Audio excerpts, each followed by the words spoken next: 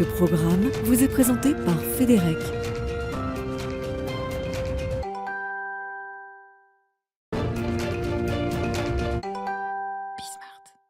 Le recyclage à l'honneur sur Bismart pendant toute cette semaine. Une série d'émissions spéciales que je vous propose avec la Fédérec, la Fédération professionnelle des entreprises du recyclage. Bonjour François Excoffier, bienvenue. Bonjour, merci. Vous êtes le PDG d'Excoffier Recyclage depuis plus de 20 ans et donc le président de la Fédérec qui représente 1200 entreprises. Vous venez d'organiser une journée mondiale du recyclage, c'était ce 18 mars à Paris. Avec quel objectif, quelle ambition ?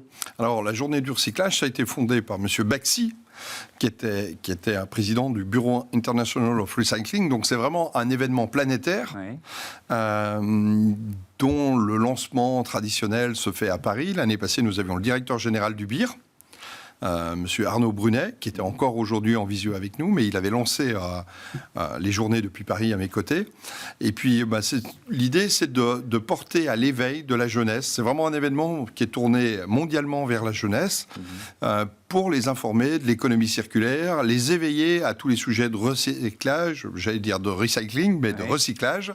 Et voilà, notre objectif, il est tourné vers la jeunesse et l'éveil au recyclage. Parce que c'est une génération qui peut-être même pionnière ou moteur, en tout cas en matière de transition écologique, mais il faut quoi, les attirer vers les métiers du recyclage, c'est aussi ça un peu votre objectif ? Alors, il y a l'aspect professionnel, formation, clairement, puisque en même temps, on a un atelier de présentation de notre future école nationale du recyclage, puisqu'on va fonder ça avec une première étape dans les Hauts-de-France, dans la région nord. Mais c'est aussi les sensibiliser à l'économie circulaire, au tri, à l'incorporation, à nos grands débats et nos grands enjeux, comme l'incorporation des matières premières issues du recyclage. Nous trions, certes, mais trier pour trier, c'est pas l'objectif. Le trier, c'est pour recycler. Et donc, valoriser, donner une seconde vie aux matériaux, exactement, etc. Et ces matières doivent absolument trouver un débouché dans une filière, j'allais dire de proximité, en circuit court. Voilà le projet et l'objectif que la Fédération défend. Je voudrais parler de ce concept de mine urbaine, parce que c'est vraiment quelque chose, on l'a déjà évoqué dans Smart Impact, qui est central dans la transition qu'on est en train de vivre. C'est quoi une mine urbaine pour vous ? Alors, vous savez que c'est vous et moi, la mine urbaine. En grosso modo, le consommateur détient des objets et quand ils arrivent en fin de vie, nous les récupérons. Aujourd'hui, la France a plus de mines. Les dernières mines ont fermé dans les années 70.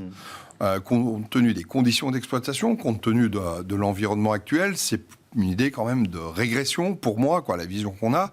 Et cette vision que nous partageons, c'est de dire, voilà, on n'a plus de mines de cuivre, on n'a plus de mines de fer, on a plus d'autres mines, en tout cas sur le territoire métropolitain.